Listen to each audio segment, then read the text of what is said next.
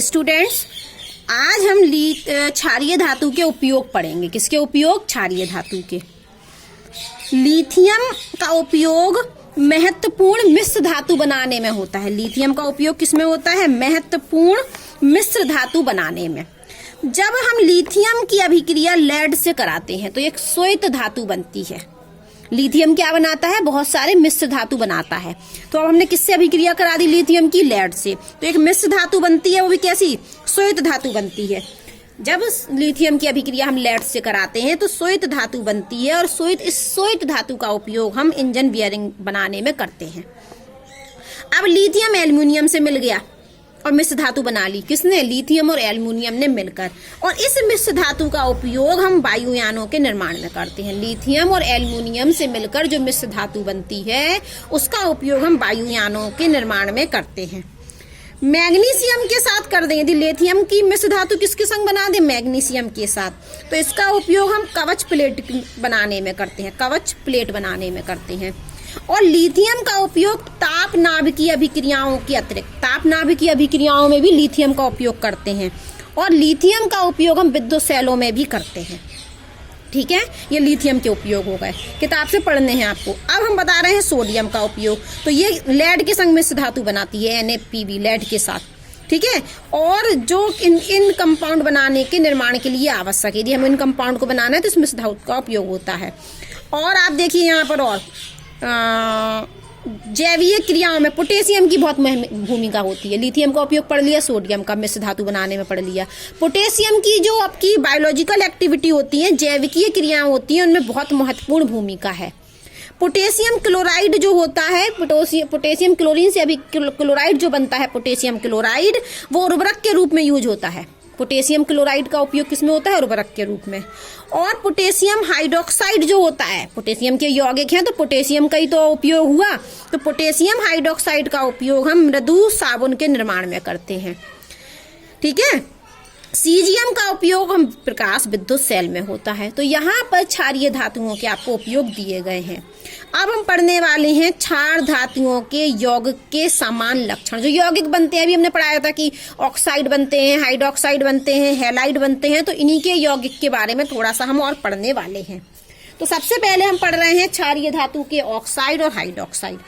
तो अभी मैंने आपको पढ़ाया था कि लिथियम वायु की ऑक्सीजन से अभिक्रिया करके ऑक्साइड बनाता है, सोडियम परऑक्साइड बनाता है, और potassium, rubidium, caesium super oxide बनाते हैं।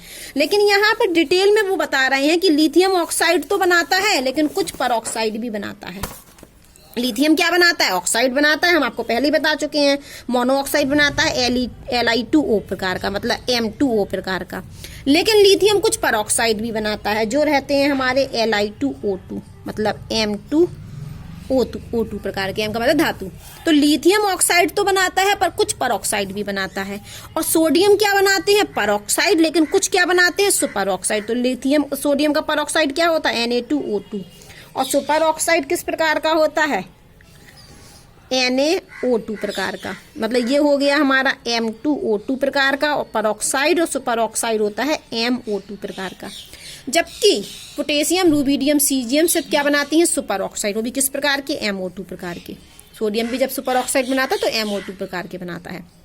वापस सुनिए, लिथियम क्या बनाते हैं? ऑक्साइड, लेकिन कुछ परऑक्साइड बनाते हैं। ऑक्साइड किस प्रकार के? M2O प्रकार के, और परऑक्साइड M2O2 प्रकार के। सोडियम परऑक्साइड बनाता है M2O2 प्रकार के, और कुछ सुपर ऑक्साइड बनाता है MO2 प्रकार के। लेकिन पोटेशियम, रूबिडियम, सीजियम क्या बनाते हैं? सुपर ऑक्साइड बनाते हैं, वो भी MO2 प्रकार के बनाते हैं।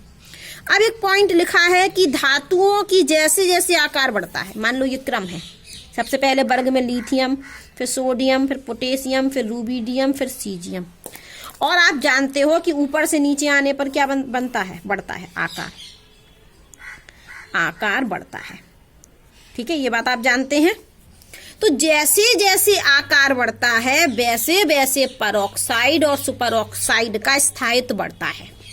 जैसे जैसे आकार बढ़ता है वैसे वैसे सुपर ऑक्साइड और परऑक्साइड का स्थायित्व बढ़ता है। इसीलिए तो लिथियम का आकार छोटा है तो वो सिर्फ क्या बनाती है, ऑक्साइड, ना परऑक्साइड बनाती ना सुपर ऑक्साइड। क्यों? क्योंकि स्थायी नहीं होंगे ना। तो जैसे जैसे आकार बढ़ता है वैसे वैसे परऑक्साइड और सुपर ऑक्साइड का स्थायित्व बढ़ता है। इसलिए नीचे की धातुएं क्या बनाती हैं हमारी, सुपर ऑक्साइड। और सोडियम क्या है, कुछ परऑक्साइड बना लेता है, लेकिन ये सब हमारे क्या होती हैं, कुछ सुपर ऑक्साइड भी बना लेता है। परऑक्साइड तो बनाता ही बनाता है, लेकिन कुछ सुपर ऑक्साइड भी बना लेता है। ये तीनों सुपर ऑक्साइड बनाती हैं। वापस सुनिए कि जैसे जैसे आकार बढ़ता है वैसे वैसे परऑक्साइड और सुपर ऑक्साइड का स्थायित्व बढ़ता है। इसीलिए तो लिथियम नहीं बना पाता है, ना परऑक्साइड ना सुपर ऑक्साइड।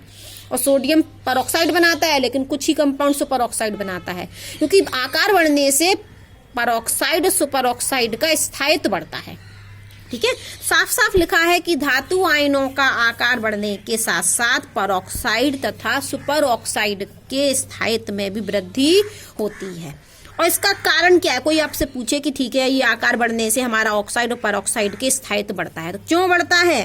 क्योंकि जैसे जैसे आकार बढ़ता है तो उसका कारण है परऑक्साइड और ऑक्साइड का स्थायित्व बढ़ने का, यौगिकों का, कि जालक ऊर्जा प्रभाव के फलस्वरूप, जालक ऊर्जा प्रभाव के फलस्वरूप बड़े ऋणायनों का बड़े धनायनों द्वारा स्थायित्व प्रदान करना है। जालक ऊर्जा प्रभाव में बड़ा ऋणायन के बड़े धनायन द्वारा स्थायित्व प्रदान करना है। बड़ा धनायन होगा तो ऋणायन को भी क्या मिलेगा, स्थायित्व मिलेगा। ठीक है, बड़े ऋणायन को बड़े धनायन द्वारा स्थायित्व प्रदान करना। बड़ा धनायन क्या है, सीजियम, और बड़ा धनायन है लिथियम, क्या है, छोटा धनायन है। तो बड़ा धनायन क्या करता है, बड़े ऋणायन को स्थायित्व प्रदान करता है। अब ये जो ऑक्साइड होते हैं, ये जो ऑक्साइड बनते हैं, ये जल से अभिक्रिया करके हाइड्रोक्साइड बनाते हैं। ये ऑक्साइड जल से अभिक्रिया करके हाइड्रोक्साइड में परिवर्तित हो जाते हैं।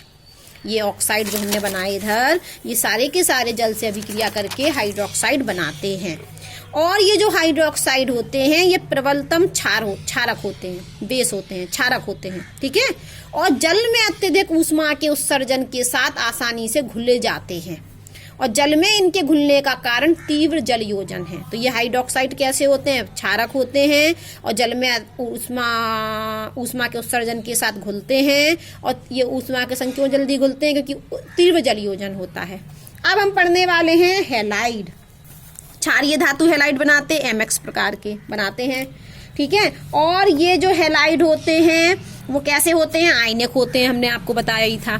बस लिथियम का जो हैलाइड होता है वो सहसंयोजक गुण होता है, और लिथियम आयोडाइड में सबसे अधिक सहसंयोजक गुण होता है। तो यहाँ X का मतलब है फ्लोरीन, क्लोरीन, ब्रोमीन और आयोडीन। और ये जो हैलाइड होते हैं ये कैसे होते हैं, उच्च गलनांक। इन हैलाइड का गलनांक क्या होता है, उच्च। रंगहीन होते हैं और हमारे क्रिस्टलीय ठोस होते हैं, क्रिस्टलीय ठोस होते हैं। ठीक है, अब ये बनते कैसे हैं, हम तो ये बताएंगे आपको कि ये बनते कैसे हैं। तो जब हम क्या क्या ले लें, या तो ऑक्साइड ले लें, क्षारीय धातु का क्या ले लें, ऑक्साइड, या ले लें हाइड्रोक्साइड क्षारीय धातु का, या कार्बोनेट।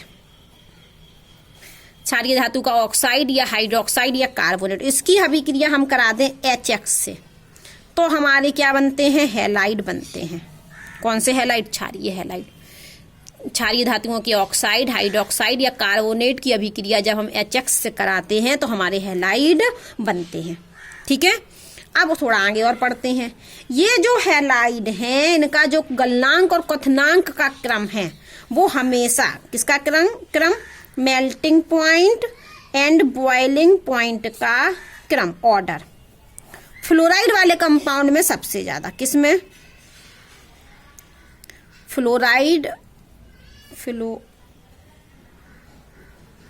में सबसे ज्यादा, फिर क्लोराइड में थोड़ा कम, ब्रोमाइड में थोड़ा और कम, और आयोडाइड में सबसे कम। क्या कम, मान लो ये हमारा हैलाइड है, मान लो हमने ले लिया LiF, एक हैलाइड है हमारा LiCl, और एक हैलाइड है लिथियम ब्रोमाइड, और एक है लिथियम आयोडाइड। तो इनके जो गलनांक और क्वथनांक होगा वो फ्लोराइड वाले में सबसे ज्यादा, क्लोराइड वाले में उससे कम, ब्रोमाइड वाले में उससे कम, और आयोडाइड वाले में सबसे कम। क्वथनांक का और बॉइलिंग पॉइंट का क्रम है कि फ्लोराइड वाले में सबसे ज्यादा। ठीक है, अब और सुनिए, ये जो एक पॉइंट और है कि जो लिथियम फ्लोराइड होता है वो निम्न विलेयता होती है। इसकी कैसी विलेयता होती है, निम्न विलेयता। एक और देखिए सीजियम आयोडाइड, इसकी भी विलेयता क्या होती है? निम्न विलेयता। ठीक है, लिथियम फ्लोराइड निम्न विलेय होता है। एक बात और सुनिए, जितने भी हैलाइड होते हैं सभी हैलाइड घुलनशील होते हैं। सभी हैलाइड क्या है हमारे? घुलनशील। सभी हैलाइड घुलनशील होते हैं। ठीक है, सभी हैलाइड कैसे होते हैं? घुलनशील। लेकिन लिथियम फ्लोराइड और सीजियम आयोडाइड निम्न घुलनशील है। क्यों? क्योंकि इस लिथियम फ्लोराइड की उच्च कारण है। कारण क्या है? उच्च जालक ऊर्जा। उच्च जालक ऊर्जा के कारण। और सीजियम आयोडाइड निम्न विलेयता होता है किसके कारण? निम्न कारण। इसका कारण है निम्न जलयोजन ऊर्जा। निम्न जलयोजन ऊर्जा के कारण। किताब में सेंटेंस लिखे हैं, नोट्स बना के आप लिखेंगे। हमने नोट्स नहीं बनाए हैं, यहाँ पर लिखे हैं ये हैलाइड में सारे, कि लिथियम फ्लोराइड की निम्न विलेयता इसकी उच्च जालक ऊर्जा के कारण होती है। सीजियम आयोडाइड की निम्न विलेयता इसकी निम्न जलयोजन ऊर्जा के कारण होती है। और सभी हैलाइड जल में घुलनशील होते हैं। और जो लिथियम की अन्य हैलाइड हैं वो एथेनॉल, एसीटोन और एथिल एसीटेट में घुलनशील होते हैं। लिथियम की अन्य हैलाइड जैसे कि एथेनॉल, एसीटोन और एथिल एसीटेट में घुलनशील होते हैं। लेकिन जो लिथियम का क्लोराइड वाला हैलाइड होता है वो प्रीडीन में भी घुल जाता है। लिथियम क्लोराइड वाला जो हैलाइड वो प्रीडीन में घुल जाता है, लेकिन और नहीं घुलते हैं, सिर्फ क्लोराइड वाला घुलता है प्रीडीन में।